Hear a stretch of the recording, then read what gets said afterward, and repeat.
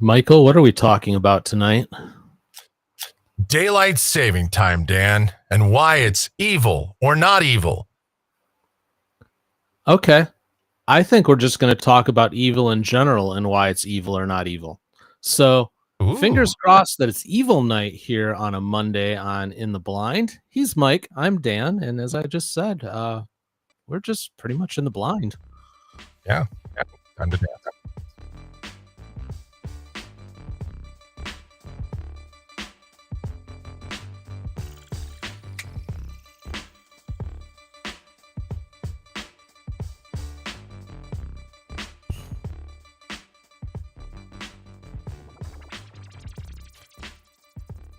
Come on.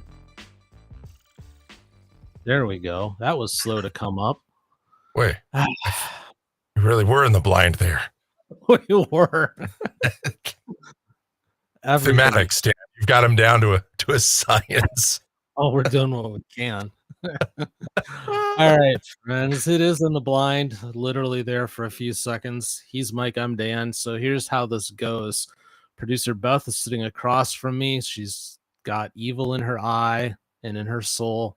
And she's going to come up with 2 questions for us. We have no idea what the topics are until she reads them to us. And then we have 20 minutes to debate each one.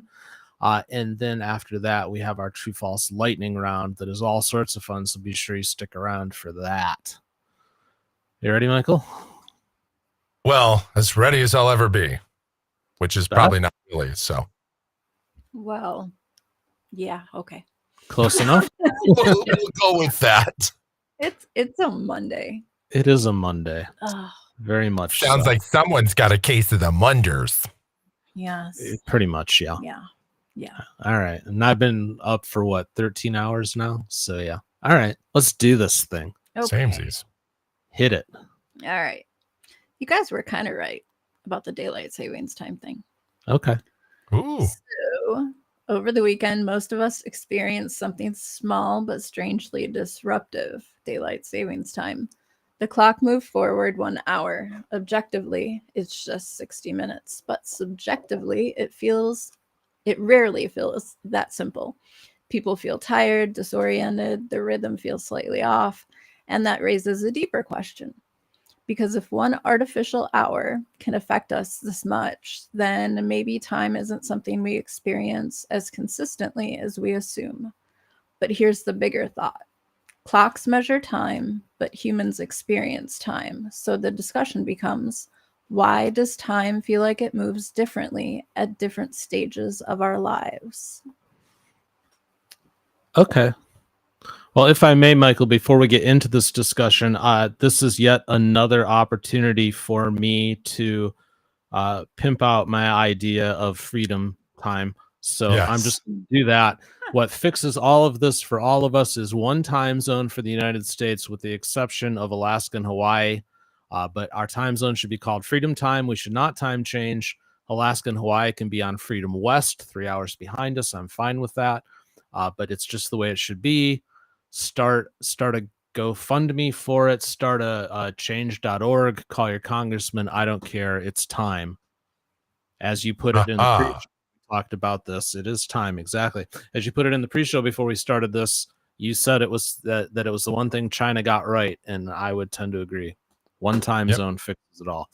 All right, now that I'm off that soapbox, time is in many ways, I think, just a human construct. So your perception of it most certainly will vary depending on the experience that you're having. I mean, we just finished physical therapy a little while ago. Tell me that the clock wasn't dragging on for you, Beth, as you were going through it. Well, and she kept me longer because she's evil. Well, there's that too. But as opposed to, you're doing something that you really enjoy and you look up and, 3 hours have gone by and it feels like it's 3 minutes. I think it's just the way the human brain operates. So I don't know how much deeper it is than that. But I mean, as far as how it might relate to the daylight savings time, the fact that we're changing an hour, so you're losing an hour of sleep, probably doesn't help matters in how your brain is perceiving things, and it throws people off for a while. Just like any night of restless or poor sleep, which is pretty much all of them for us, but because we're old now. Yeah. But I don't know. Your thoughts, Michael? Well, first of all, daylight saving time, the people that are online whining about losing an hour or that somehow an hour is the big difference in their lives, get over it. I mean, I haven't slept a full night's sleep probably since I was 6.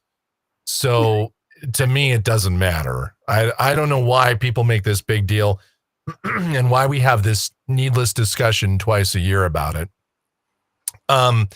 Because ultimately it comes down to a bunch of people like it, a bunch of people don't. Some people think we should have daylight saving time all the time. Some say we shouldn't because I don't want the sun to come up at 4 a.m. in the summer. Like, who cares? You get the same amount of daylight one way or the other. It's just where it's distributed based on the clock. It's just, so what if it gets darker in the evening? That's why we have artificial light. We spend all this money to build these great big lights. Anyway, point is, stop whining about the daylight saving time. The rest of you lemmings. Now here in Arizona, we don't care because we stay on standard time all the time. It's because we're cool. Yeah, we are. We are the cool kids. We and Hawaii. Hot. Yeah. Indiana, Well, did for a while.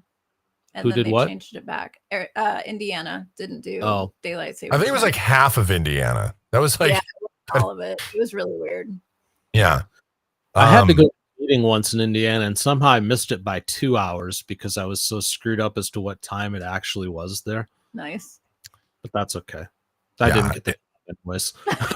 Well, yeah, you showed up at the wrong time.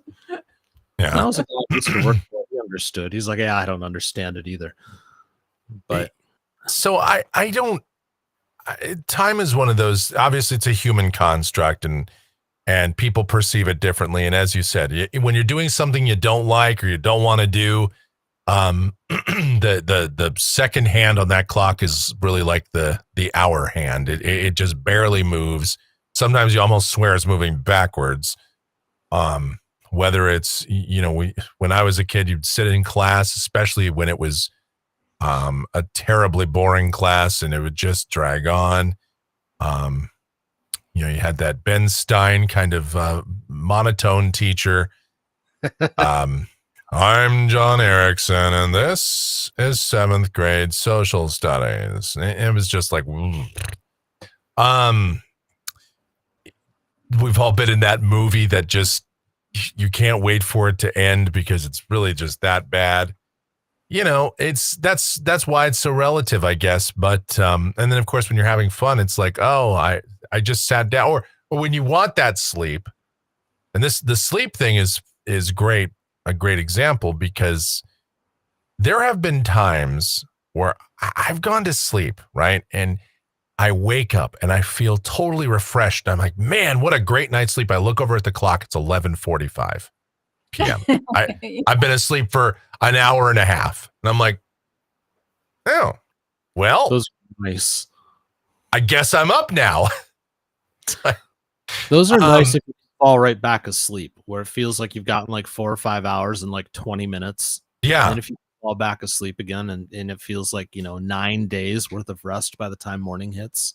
How come though? How come that can happen? And then, but there are the rare nights, and it has happened where I've had the full 8 hours and I wake up after a full 8 hours, and I mean good, like solid sleep, or so I think. And I wake up, I'm exhausted. I don't even want to get out of bed. I'm like, and I'm dragging through the whole day. Maybe it's my body is just not used to that.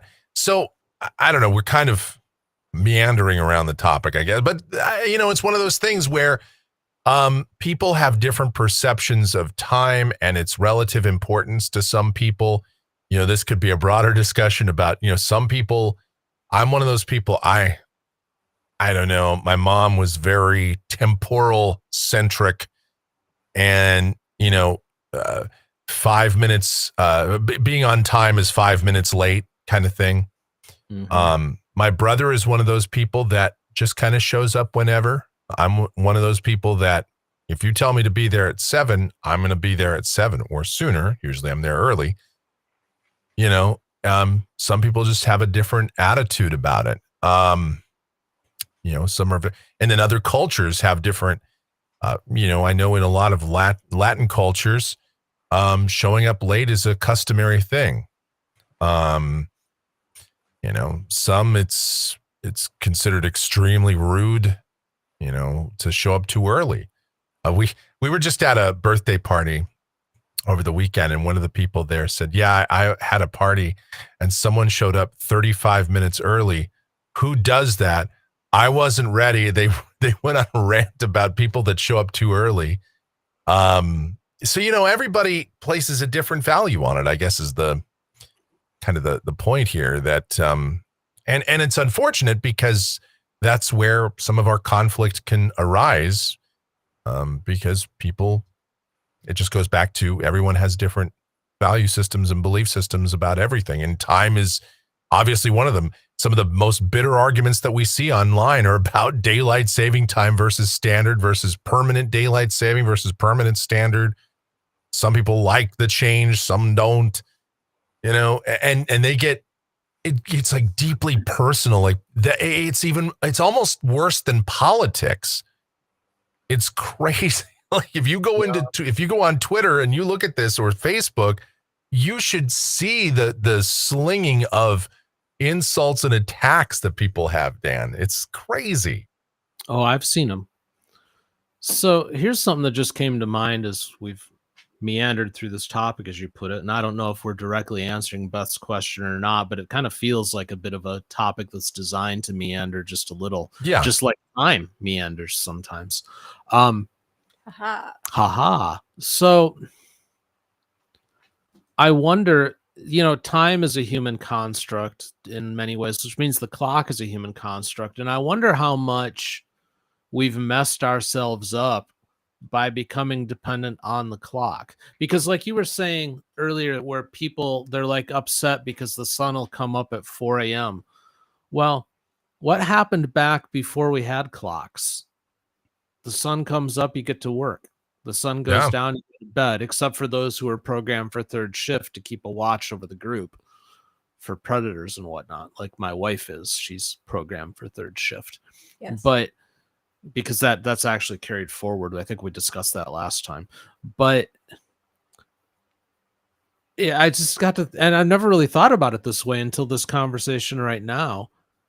I wonder if just the idea of a clock itself breaks us, because I mean, are we really designed for that? I mean, back in the day, the goal was to hunt and gather, reproduce, and, you know, do that. It was pretty survive. Yeah. That's pretty much it.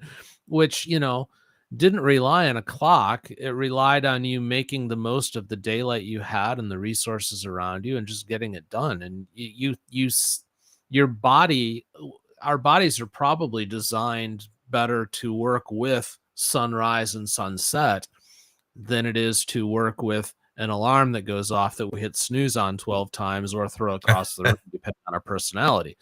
Yes. Throw it. Yeah, I know where you stand on it. But, you know, I've never thought about it in those terms before, but is time itself and trying to constantly track it and constantly be a slave to it doing more harm than good? Well, there's certainly an argument to be made there. I mean, we used to just, the sun dictated what we did, or the moon, or both. I mean, we had the sundials, and you know, we always measured time in some form, but a lot of times people ran their life based on the sun, the position of the sun and the seasons, and based on what nature was doing around them. And that's kind of how people dictated their life. It was a simpler time. But it kind of was. Yeah, and I mean, if you're not tracking a clock like we do now, then there wouldn't be the perception of how fast or slow things are moving. You know what I mean? You would just be going Sure. through it. You wouldn't be looking up and going, oh my goodness, it's only been 5 minutes. It feels like 10 hours, because that's just not how you would be wired. Right. So yeah, it feels, the more I'm thinking about this as we're talking, the more it feels like we're just breaking ourselves. But we've talked about this in other areas too, where we are probably overcomplicating our existence. And I never thought about time and keeping track of it necessarily being one of them, but perhaps. I mean, I get it. There's no choice anymore. It has to be done Sure. based upon just how society is now. We don't work in small groups anymore, although I would argue that maybe we should, but we work globally, so things have to work on the clock now. Yeah. And I don't think there's any way around it, but and I suppose over time we'll evolve to make that better, but I don't know that we're evolved yet. Well, here's something. I'm going to change the lane just a little bit because you guys haven't touched on this yet. But don't you think it's different from the way you experience time as a child versus the way you experience time as an adult? And does it have something to do with not just your age, but the proportion of your life that is passed? So like if you're 10 years old, 1 year is 1/10 of your life. But if you're 50 years old, 1 year is not 1/10 of your life. So do you think that plays into it? Or because I think everybody I've ever talked to agrees that the older you get, the quicker it feels like time passes. I was just about to say, you could look at it as 1/10 of your life or 1/10 of your life that's left, depending on where you're at in the process. No, I think it's getting, the perception of it is exponentially faster. We were talking in the chat on this morning's show, Michael, over at TCF about, I think it was Ashley pointed out that we're only like 4 weeks away from Easter, and she couldn't believe it. Just how fast this year has gone already. It is. And as you get older, yeah, it's sometimes it seems like time drags, but most of the time, yeah, it does seem like things accelerate. And maybe because, people around you are changing. As you get older, you start to see more signs of mortality around you. That people die or people are getting sick. Your parents or your grandparents or whatever. I lost both of my grandparents this decade. All right, in 22 and early 24, and they were 99 and 102 years old, respectively. Oh, wow. And then, now my dad died when he was very young. He was only 58, which, is another thing that you think about because I'm 10 years away from that. And I'm like, man, and time just seems to sort of accelerate in that. And so you often think about that mortality. And maybe that's what kind of gets that rush into you to go, I got to do this and I've got to do this and I got to do this before, the inevitable happens. And, and it's like, well, okay. But unfortunately you have less time to do things because, as an adult, now you're working, and a lot of people have families or responsibilities outside of just work to do. And that leaves a smaller slice of time to do things. So naturally, since you have less anyway, it's going to seem like whatever little that you have is going to go by very quickly. While it is a perception, there's also just an objective reality to that as well. That's a fair point. And the older you get, obviously the less time you have to accomplish your goals if you haven't already accomplished them. So there's that pressure too that makes it feel like it's moving even faster. I was going to ask that. Sorry, go ahead, Michael. I was just going to say, plus, as we get older, we move slower. We just, we're not, well, I mean, we're just, it's just, again, that's just objective because while we have come up with ways to do things more efficiently than when we were younger, because there's some wisdom built in, our bodies, like if it's physical stuff, our bodies just start to slow down. It's just kind of the reality, and so that's why things also seem like they're going faster because you're going slower. It's sort of an interesting theory of relativity. That's an interesting point I hadn't thought of as well. What were you going to say, Beth? Does it feel like it's going faster as we're getting older because we have fewer memorable markers as we age? Like when you're little, there's lots of things, like your birthday is a big deal. Christmas is a big deal. If you grew up in the United States, you had summer vacation. Not every country does that with schooling, but the summer was like you couldn't wait to get to summer, and it felt like July. Yeah, like you looked forward to all these events and they were like a huge thing in your memory. And as you get older, they don't hold as much weight. So do you think not having those things that you're constantly looking forward to is part of the reason it feels like it goes by faster? No, every day with you is a memorable marker. Aw. Swish. Nice job, Dan. Thank you. No, I think I personally feel like I have more memorable moments at this age than as a child, if for no other reason than I have the wisdom to see them. And they don't necessarily need to be the biggest things in the world. I guess that's true. As you get older, you learn to appreciate little things a little bit more than, as a kid, you don't really, it's hard to understand those things. You don't have a frame of reference for them when you're a kid. Well, you're a weather guy, Mike. I'll give you this example. This morning, during the morning show, I looked out the window of the bunker and the sky was perfectly clear, except for this one little tiny cloud that was hanging there, and there was nothing else around it. And I've never seen a single small solitary cloud just like that any time in my life.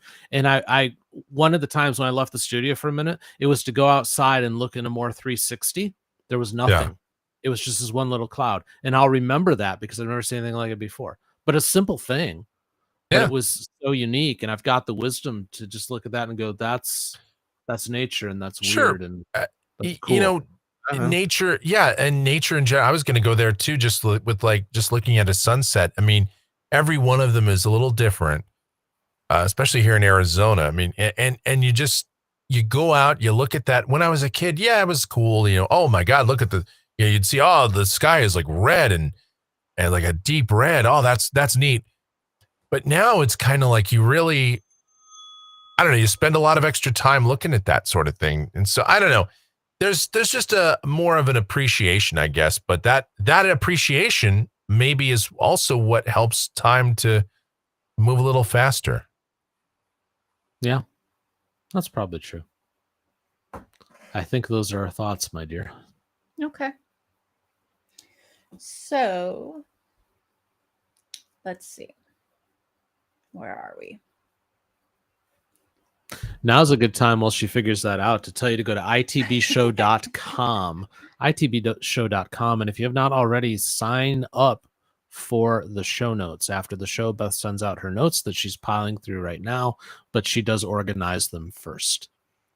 So that's the good news. We were rushed for time though today, so she's not quite as organized as she normally is. But that's okay. It's okay though.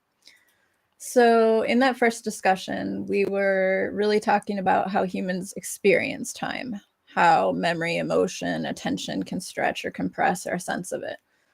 That raises a bigger question because often we assume something very simple about time, that it moves in a straight line at a steady pace. Yet modern physics has shown us that time itself can behave in ways that are far stranger than our everyday experience suggests. So the question becomes, if our perception of time is flexible and physics tells us time itself can behave differently under certain conditions, how much of our everyday sense of time is actually the full story? I'm not done yet. I'm wordy today. Last week during the lightning round, we talked about black holes and something called the Kerr bound. Physics predicts a maximum speed rate for rotating black holes. If a black hole spun faster than that limit, the equations of general relativity would stop working. So even the most extreme objects in the universe still follow rules about how space and time behave. But modern physics has also revealed something else that's a little surprising. Time itself doesn't behave exactly the way we intuitively think it does. For example, experiments and observations have shown that time can actually pass at different rates depending on gravity and speed. Clocks in orbit run slightly differently than clocks on Earth.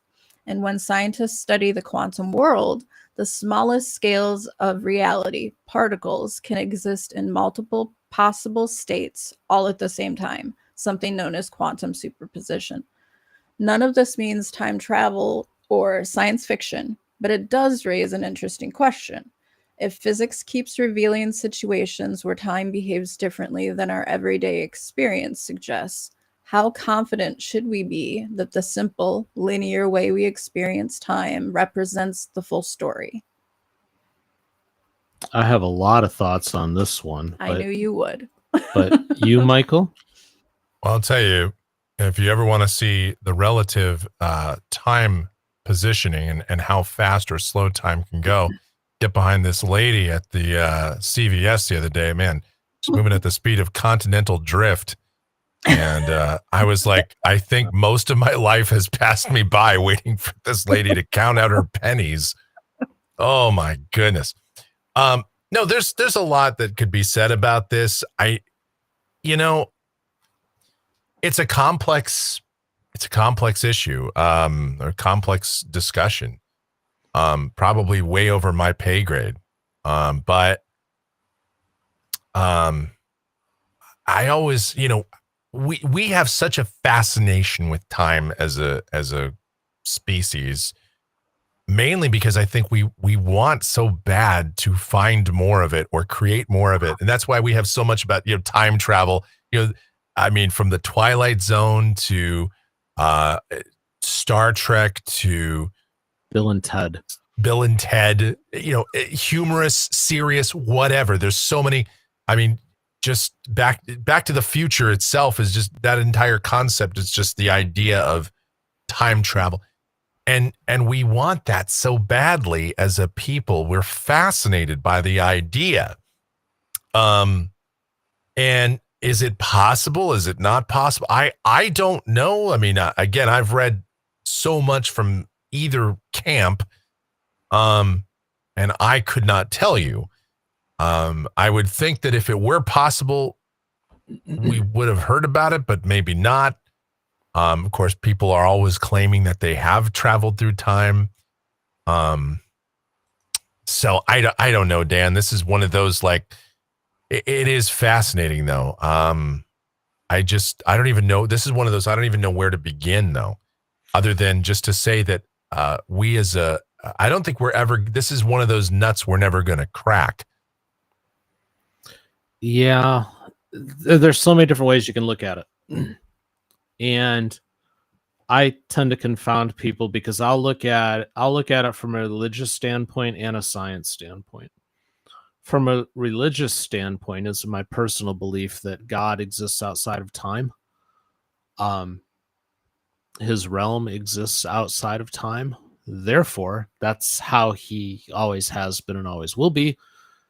And furthermore, I really break people's brain when I make the argument that we are already with him, because it exists outside of time, even though we're not, like, we're experiencing this right now. That's religious, Dan. Now, going to, like, science, Dan, if we look at the idea of superposition, where two things are true at once until a decision is made, until an event happens, that means that there would be multiple branches off of the timeline, therefore bringing a multiverse. There's just, and all of that speaks differently to time as well. So I don't believe it's linear for a moment.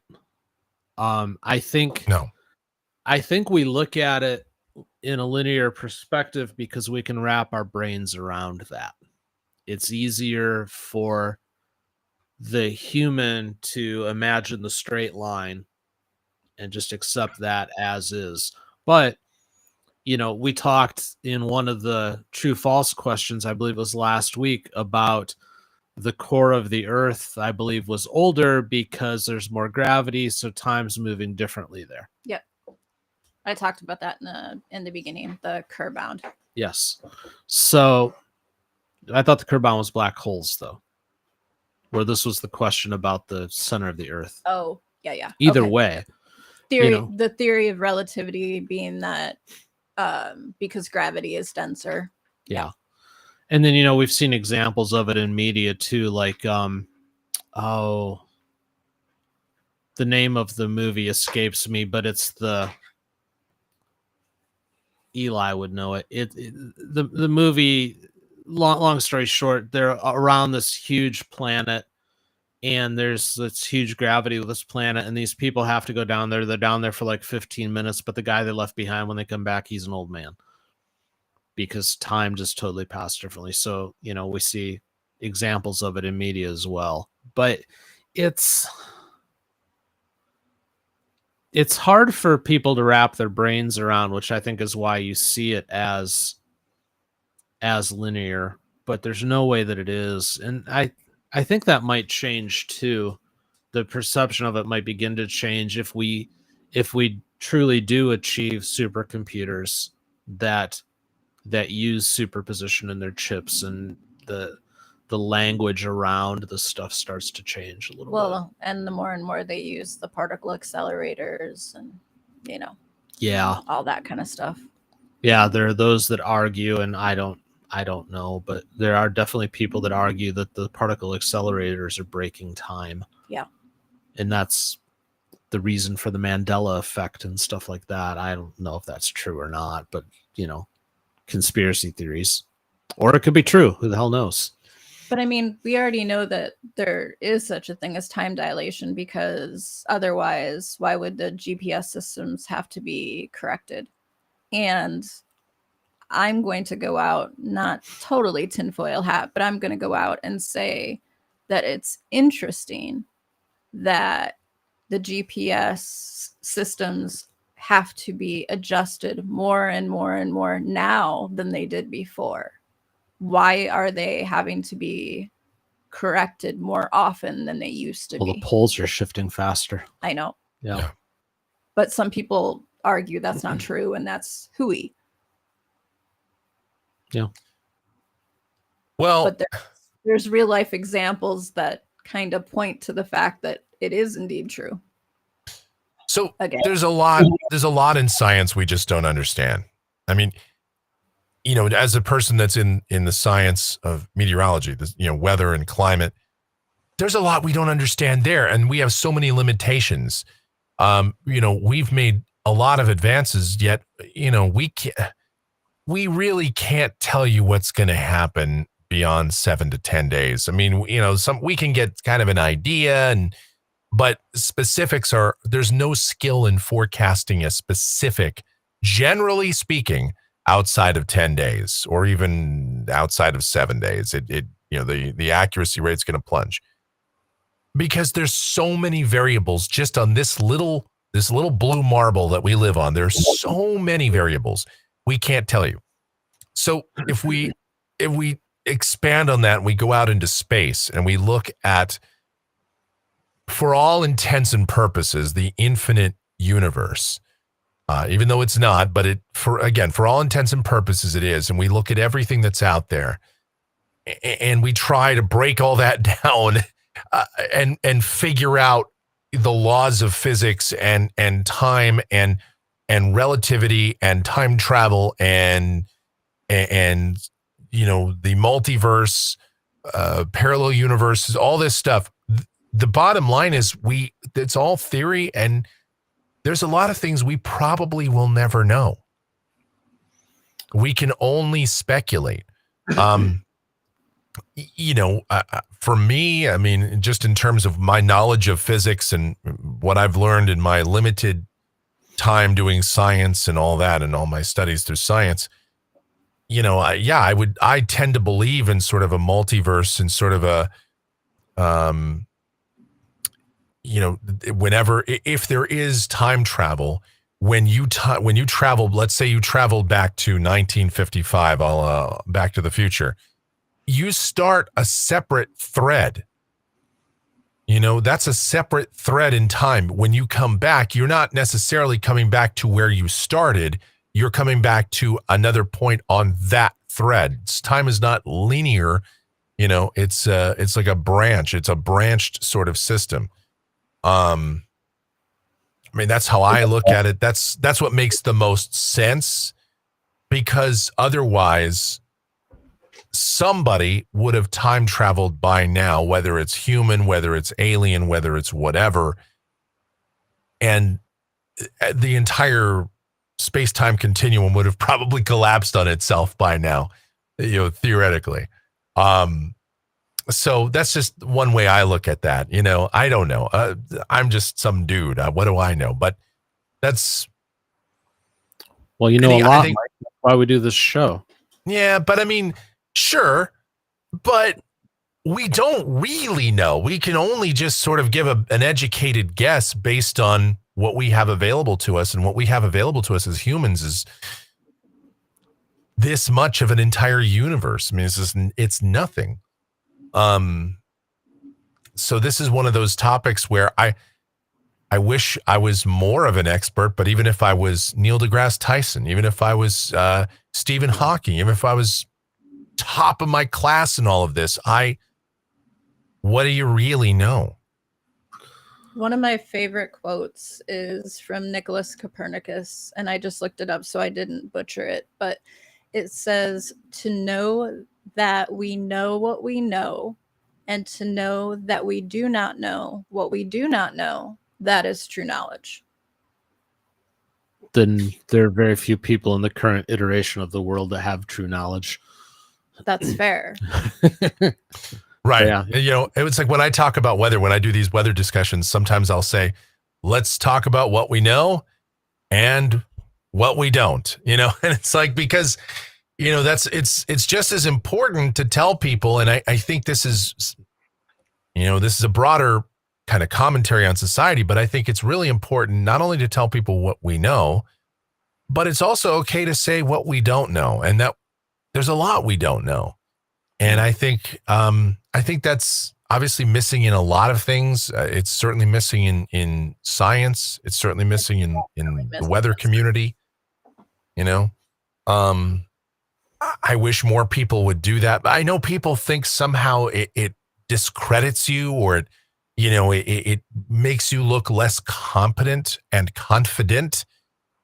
But I actually have a lot of respect if someone says, you know what, man, I really don't know. This is one of those things we're just going to have to see what happens, or we're going to have to gather more information so that we can figure it out. That speaks volumes, and that's any science. That's anything, really. Yeah, unfortunately, nobody acts like that anymore. It's give me the answer right now, not we might have to figure this out. It's because nobody wants to spend time. It's the instant gratification, though. That's what people want. They want that. They want their answers. They want it now, and that's where we've accelerated because we have learned so much more over a short time.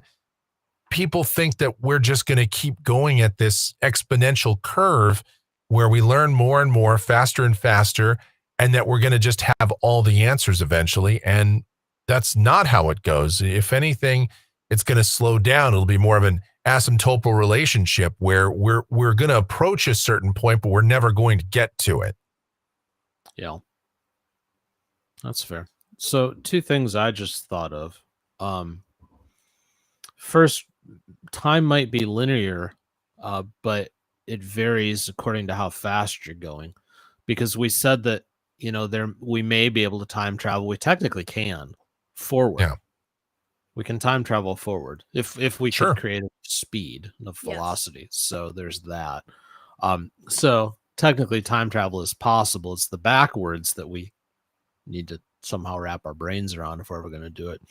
But another interesting thing that came to mind regarding time and kind of how humans experience it, and I don't know if this speaks more to the first topic on time that we did or this one, because it might play into the not necessarily being linear as well. But you put somebody up in space and their internal clock tends to drift more towards 25 hours instead of 24. Yep. Which, Yes. interestingly enough, aligns closer with a Martian day than an Earth day, which is, take from that what you will. Well, and then you also have the weird things like the twins. Oh, yeah. They've aged differently now. The Kellys. Yeah, they don't even on a DNA test. It's not just that they've aged differently. On a DNA test, they no longer show that they're twins. It's actually mutated their DNA. Because I believe it was Mark who spent all the time up in space on the station. Yeah.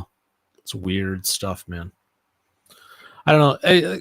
So it didn't even change time. It altered his chemical makeup, which is kind of crazy. Gravity, space, it's a weird thing, man. It's this is one of those things. People will come up with a strange explanation, say that it's aliens or what, because when we don't know something, that's what we like to do. We like to come up with the most wild explanation possible. So with our 5 minutes left, we don't have to spend the whole 5 minutes on it, but this just came to mind. So we don't understand time really, but we're trying, because this is what humans do. We like to mess with things we don't understand. Yes. Is there any true risk of us playing so deep in some of these games that we don't understand actually breaking it? Oh, sure. Breaking time, or breaking gravity, or breaking superposition. I mean, I don't know. I'm just speculating. When you talk like particle accelerators and you start messing around with that stuff, and again, it's a lot we don't know. There's always been some pushback against the super colliders and all this, because people think that somehow we might open up a mini black hole, and it'll fall into the center of the earth, and then we'll destroy the planet, or that will rip open the fabric of space-time itself, or will transport Earth to another reality. Or there's just been a lot of things that a lot of theories that people have as to why we shouldn't do things. I mean, some people use religion as the justification, some use science, some just say, you shouldn't mess with this stuff. Just like we shouldn't mess with nature. You shouldn't mess with space. You shouldn't mess with bring back the dinosaurs, because we all Jurassic Park and we know how that ends. Right. So exactly. So there's just some things we shouldn't screw with, according to some people. Now, me, I'm not necessarily in that camp, although I will say, I maybe there is some wisdom in that, because we don't know. Now, how do you learn stuff? You have to fiddle fart around with things. I mean, you have to experiment. But isn't that how every science fiction movie and every episode of any sort of these shows, it's because somebody experimented and we created some sort of calamity someplace, or an impending doom. Fair. I think I don't know. I think you can make the argument, though, that knowledge is one thing, but wisdom is knowing when you probably shouldn't try to seek out that knowledge. Yeah. Right. I think there's something to be said for looking at certain things and going, yeah, we shouldn't play there. Right. It's the old intelligence versus wisdom thing. And, I always say intelligence tells you it's raining. Wisdom tells you to go inside, or seek shelter. The one I use is Is intelligence is knowing that a tomato is a fruit. Wisdom is knowing not to put it in a fruit salad. There's that too. Yeah. Well, Cooking version of it, but yeah. yep. I don't know. I don't know how well we've answered your question or not here, but it's no, it's not linear, but it's also Well, it's a discussion. It's not really. You're not trying to answer the question. I know, you're but just it's talking. it's probably also completely incomprehensible at the end of the day, because I feel like I should have popped a gummy to have this conversation. Right? No, this is. I'll warn you next time. I'll give you a heads up. Look, this is religious Dan coming out, I'm sure, but some of this stuff you just have to leave to God or whatever you believe in. But just some of it you're just never going to fully know or understand. You might walk up to the edge of it, but even then, if you look at something like superposition, and we kind of see it, but do we fully understand it? No, not really. Or the double slit experiment, which makes no friggin' sense whatsoever. That you get one result until you observe it. Explain that in case there's people listening who don't understand it. The long and the short on the double slit experiment, just explaining it in the simplest form. You shoot this beam through a filter, basically, but what happens is you get a certain pattern, but then if you observe it, so you make the arrangements for that to be like photographed, the result changes.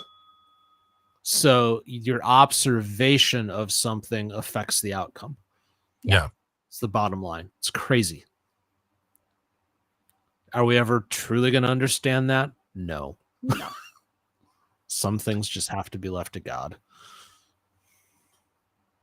Just my thoughts. I'm not. Yeah, I thought that was an interesting road to go down. I feel like that was it was like a trip into science fiction that but at the end of the day, I don't know if we're ever going to find those answers. And time just flew by as we were talking about it. Did.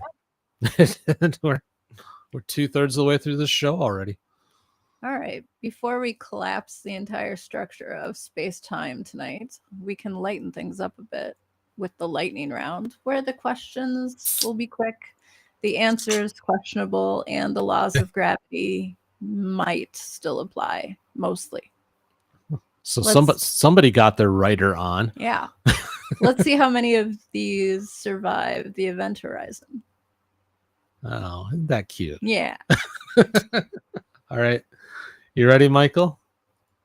I'm ready. You ready, Buffy? Did he just crack open a beer? I think so. It's just a Coke Zero. The time to have something would have been in the previous before. Ready? Yes. Do you have a timer? Yeah, go. Okay. About 90% of the body's serotonin is produced in the brain.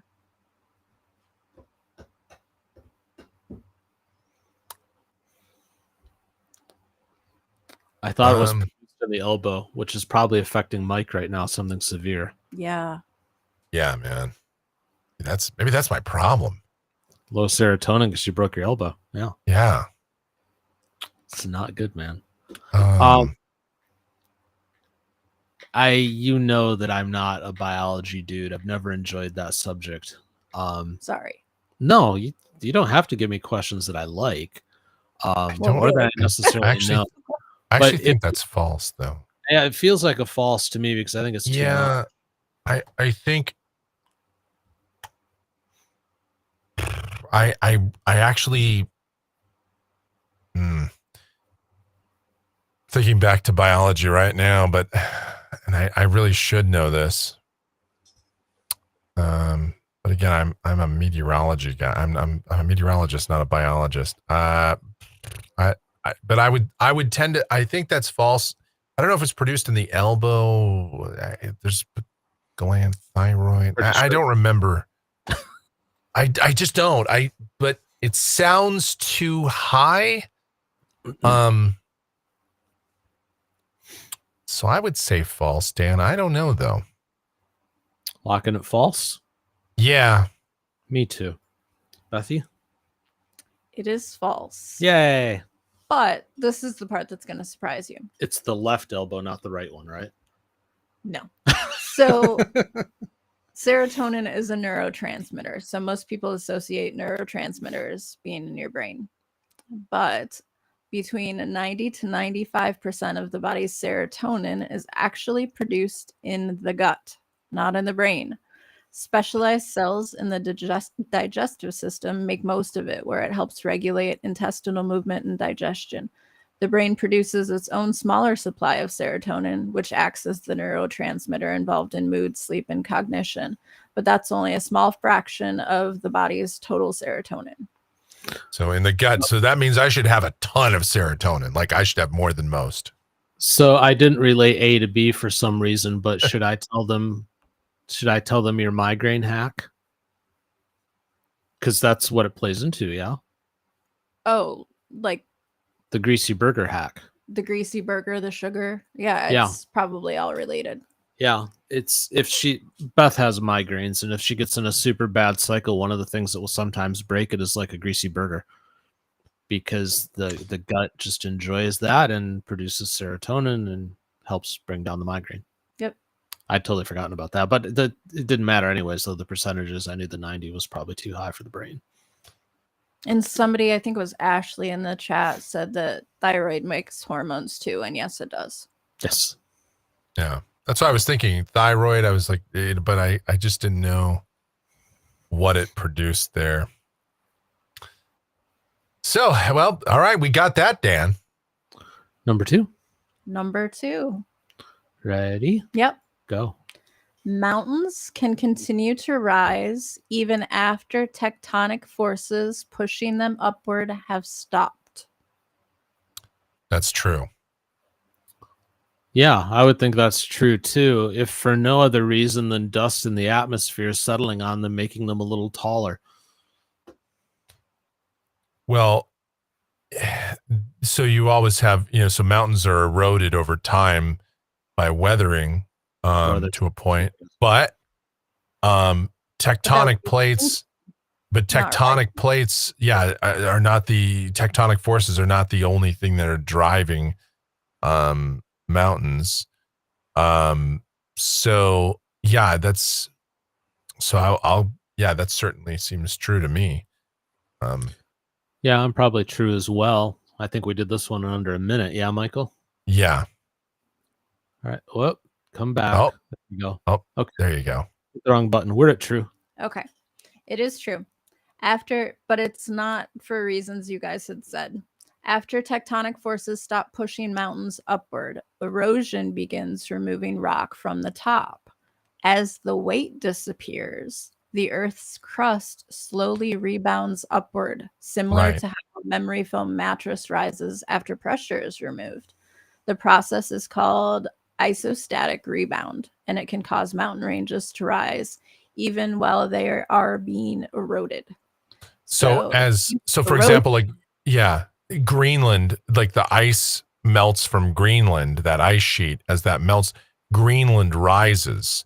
Yep. And you'll see that with any area like that. So it is fascinating.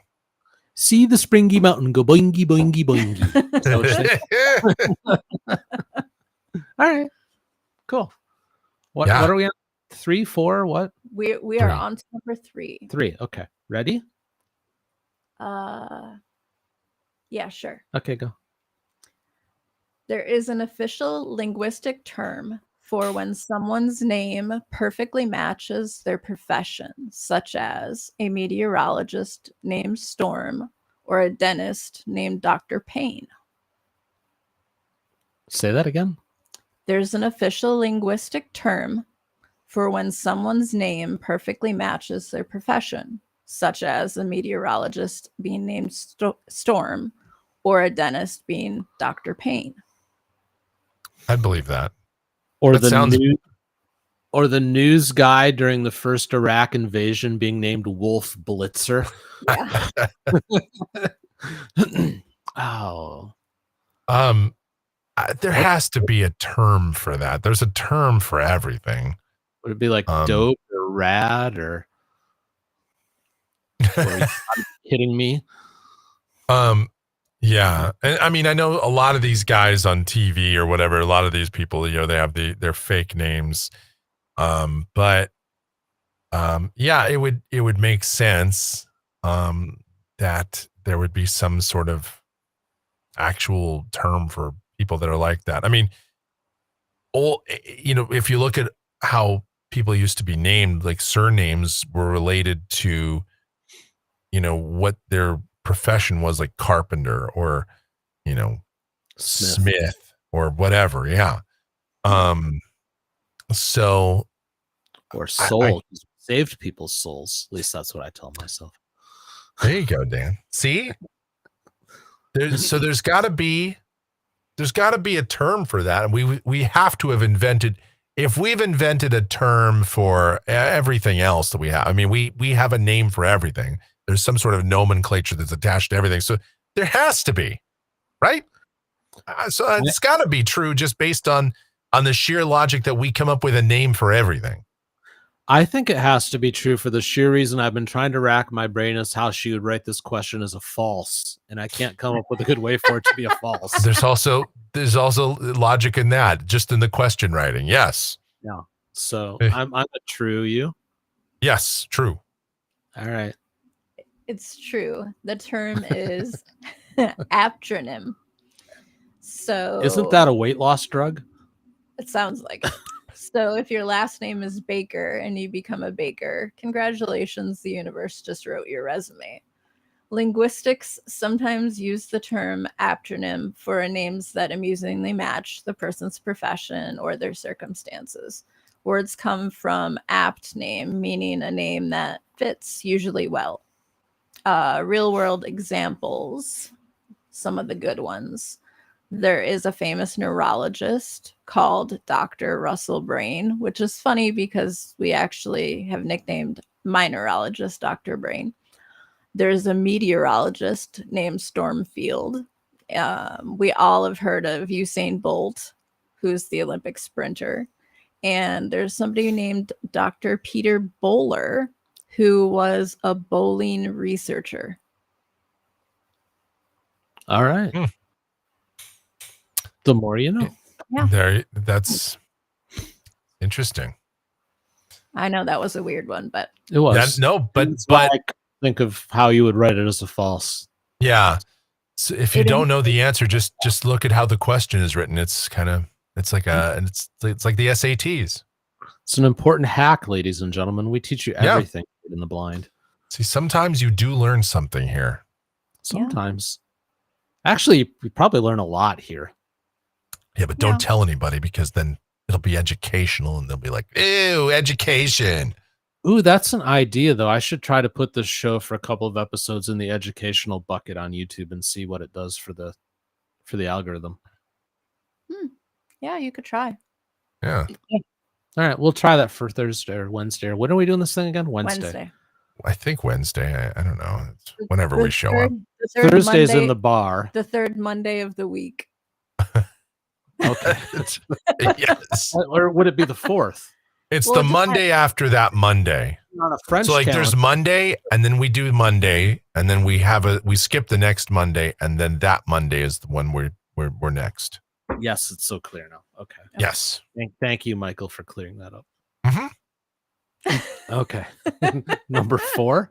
Yeah. Are you ready? Yeah, I go. Okay. Don't sound too excited. Yay. In 1932, the Australian government officially declared war on emus after the birds began destroying farmland in Western Australia. The only question is if it was the emu or a kangaroo or something. Or cassowary. Oh, those birds. Right, mate. Or beautiful the birds, though. Did you say wombat? Yeah. The ones with the square poop? Wombat. Yes. Yeah. Right. Or those, So those spiders that are like this big. Oh gosh, yeah. spiders the size of dinner plates. Mhm. Everything in Australia really is just trying to kill you. It Yeah. is the deadliest place. I mean, it's, there's a guy that regularly sends in pictures to my channel from Australia, and it looks beautiful. Oh, It yeah. really does. It looks like a beautiful place. And then I think about, oh yeah, they have eastern brown snakes that are, 15 feet long and they'll kill you. Kangaroos, you piss those off, they can kill you. They have a cassowary bird. The head of that bird is shaped like a sledgehammer. It has like 4 different ways it can kill you. It's 6, 7, 8 feet tall, something like that. It's a huge bird that kills people. The bugs there kill you. The stingrays, everything there is trying to kill you. I was going to say The people are nice. Killed, what's his name? Mhm. Steve Yeah, Irwin. Steve Irwin. He got killed by a barb. That place is deadly. Like, no wonder they sent people there and they tried to make the prison colony, because they're like, well, that's just a death sentence. And then the people that are there are crazy enough to live there. And they're like, mate, it's a beautiful place, right? Foster's beer will kill you, which is why they don't drink it there. Right. It's No. Australian for not us. Yeah. Yeah. Not our beer. No, it is, so I would absolutely believe that they did that. That sounds like the most Australian thing I've heard all day. So you're true? Oh, absolutely. I'm going to go false because I don't think it's the emu. Okay. But let's see who's right. It is false, Yay. but Wow. not for the reason Doesn't you said, matter. Dan. Dan just takes the win. My logic doesn't matter as long as I got the right answer. Although the real story is pretty ridiculous. In 1932, the Australian government did send soldiers with machine guns to Western Australia to help farmers control huge populations of emus that were damaging the crops. The newspapers later nicknamed the Operation Emu War, but it was never an official war declaration. The birds proved surprisingly difficult to control, and the campaign became famous as one of history's strangest military operations. So wait a minute. It sounds like what you're saying is it's actually true. It just isn't declared war in the sense like Congress doesn't declare war, yet we're bombing Iran. But it's still like they brought machine guns to shoot birds. But my question was, the Australian government officially declared war on You emus. sent guys with guns, like big guns, to kill birds, and it's the military, right? And that's the government. So they didn't put it on a piece of paper as war, but they still went and did like a war thing. I don't know. It was actually intended as pest control. No, seriously, it was intended to be pest control because they were destroying crops. Emu. Yes. I have a sponsor on my channel, and they do pest and weed control. So I can only imagine they show up. Hey, man, you want us to take care of them bugs? Sure. All right, here we go. They bring shotguns and they'll take care of them roaches for you. What is that? What is that? It's a 30-06. Well, is that gonna kill a butt? Hey, ain't ever heard a complaint since. So the untold part of this story, though, is that when the birds did their counterattack and started killing off the soldiers one by one, they picked up the guns and fought back. I mean, it's Australia. That's exactly what happened, Dan. You obviously have been reading your history. Big friggin' birds, man. They know what they're doing. Well, we didn't declare war officially, mate. So therefore, it's not actually a war. All right. What? You brought machine guns. What? The newspapers called it a war. It was a pest control operation. Right. For birds. Right. I have links. I'm just telling you. I've backed up my research. And World War II was just extended Oktoberfest. No, it's not. No, stop. Mr. Bug Control guy, I've got termites. What's the best way to deal with it? Small tactical nuke. Well, we start with a flamethrower, but if that don't work, we just use some of this here uranium-235, and we just see what happens. Oh, yeah. Can you imagine what would have happened to those emus running around after Chernobyl? They would have been like 20 feet tall. I know. No, but that's the cassowary. That's what happened. It's also clear now. Uh-huh. I think we did the testing. We secretly did our nuclear tests in Australia. That's why the people there are so resilient, and they don't care about, because they just go and punch the cassowaries in the face. They're like, well, whatever, mate. Get off my land. And then the I don't know. It's just everything there. It looks like it's been irradiated. I think the U.S. has a lot of secrets, and that's one of the secrets that they're just not going to share. Interesting. Actually, it'd probably be UK's secret because they were the ones that owned it. Could be, but Yeah. that's crazy. War. Well, we didn't. It's a pest control. Okay, stop it. I'm just picturing the birds armed fighting back. Well, it said they were like they were so fast and so wily that they Faster than a speeding bullet. They thought it was going to be an easy thing, and it took way too long. Perhaps they just should have bombed them from the air. Maybe, yeah, a drone Carpet strike. bomb them. Mm-hmm. Yeah, that's a small tactical nuke. Yeah. If it works for termites, it should work for emus. Yeah. All right. Last one. Yeah. Are you ready? Yeah. This should be interesting. Oh, no. Astronomers have discovered a cloud in space containing enough alcohol to make about 400 trillion pints of beer.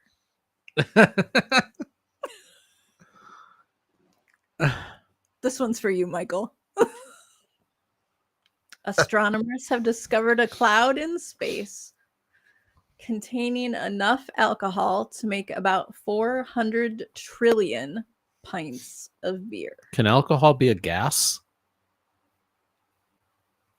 I mean, have you ever drank a lot of beer and then had tacos? Wow. But there's chemistry going on there in addition to the alcohol. I think just like chili, it can be both. It can be a solid liquid and a gas. It's fair. I think and maybe plasma.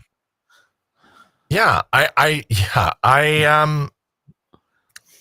Dan, I'm going to do what you did here and analyze the question. And I can't imagine that this is false just based on, like, that would be just. I have to interrupt you. Lindsay's comment. If that were true, Wisconsin just found a reason to institute a space program. All right, we're going to be heading out there to that nebula out there. Oh, yeah, we got lots of stuff to get there. Oh, yeah. All right, bring your kegs, everybody. They also found a planet made out of cheese, so Wisconsin's going to be, would you eat the moon if it were made out of ribs? No, I mean, I don't know. Party there, everybody. I would have to, I'm going to just, it's too fun. There's no way that, no, I'm going to say it's true, though. If you say to me, Beth, if you say, well, it's actually 390 trillion, not 400 trillion. If you get me on a technicality like the Australia thing, I tell you what, Freya's hosting this show next time.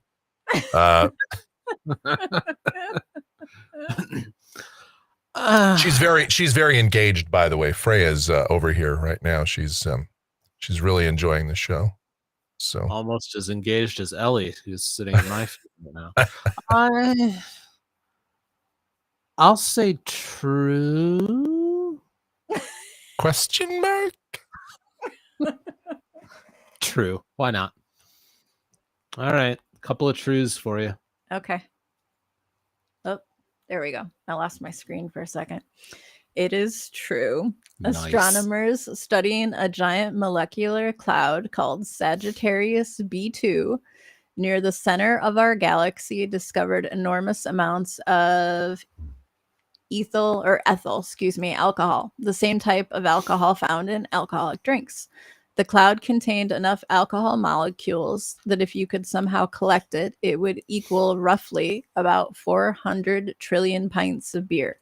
Unfortunately, for any cosmic bartenders out there, it's mixed with other chemicals like methanol, and it's spread out across space, so it's definitely not drinkable. Unfortunately, the universe's biggest bar has terrible service and no atmosphere. Ha. And the moon is made of cheese. Yes. That was so close to being something special right there. I mean, I'm sure they could separate it. Wisconsin is still working on it, though. They're still going to head out there. And Ireland. They're going to have competing space programs for that. It'll be like the U.S. and the Soviet Union to who can get there first. Well, man's mission in life is pretty much two things at this point. For anything we discover, is there a way to turn it into porn, or is there a way to turn it into a drink? Yeah. So, there's definitely be motivation. Yeah. Oh, yeah. To get Well, out the there. Germans would be in on that too. Oh, yeah, we have to get out there. Again, the Oktoberfest. We have to, space beer. Space beer. Unfortunately led by Space Hitler, though. Space Hitler?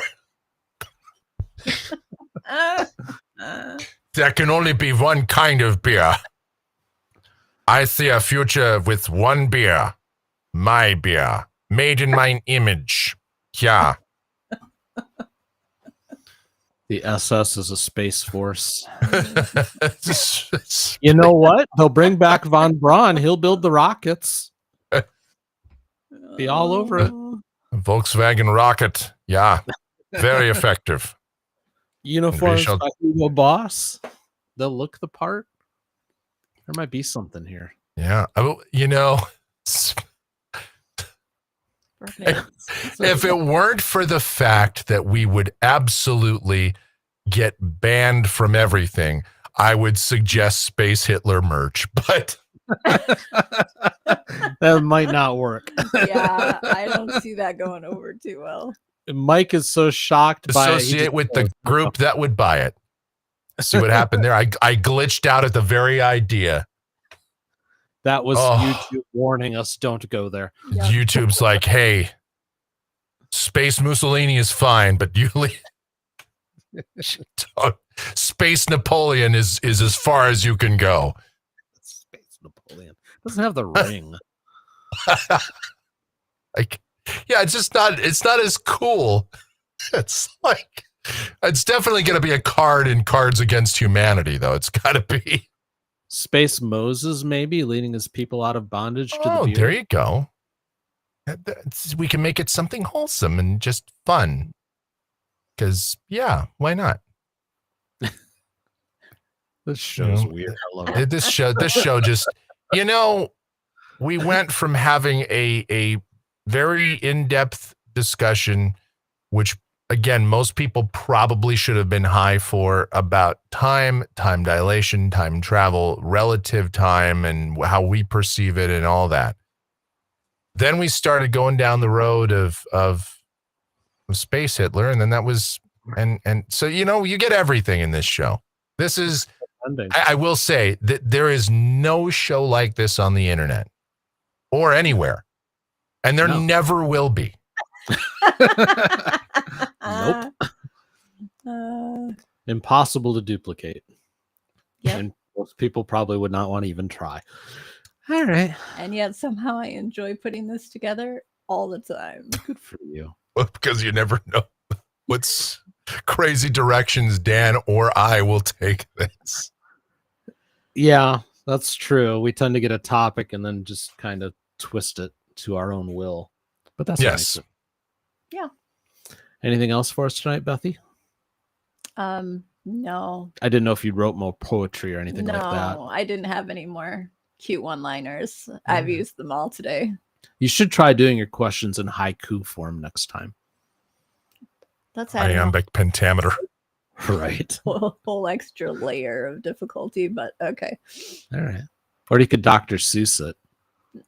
That's more my skill than yours. That's you. All right. Well, I think that's it for tonight then, folks. I hope you had fun. I know we did, and yeah, I'm going to speak for Mike because I saw him laugh once or twice, so he had fun too. Once or twice. Yeah. In the last minute. So we'll be back Wednesday, 7 p.m. Yes. Eastern, 4 p.m. Pacific. 2 Mondays from now. 2 Mondays from now, exactly. And I'll be back live tomorrow morning over at TCF, 9 a.m. Eastern. And Michael, you'll have a Phoenix weather discussion video. Yes, I will. Tomorrow, so that'll be good. And I'm going to be on Sidebar, apparently. And you're going to be on Sidebar tomorrow night. Yeah. We get to see Beth's face. So that'll be fun. All right, guys, that's it. We'll see you on the 3rd or 4th Monday. We don't know because it depends on how your calendar is, but we'll just call it Wednesday. We'll just use the term Wednesday instead. So we'll see you then. Bye, everybody. Bye.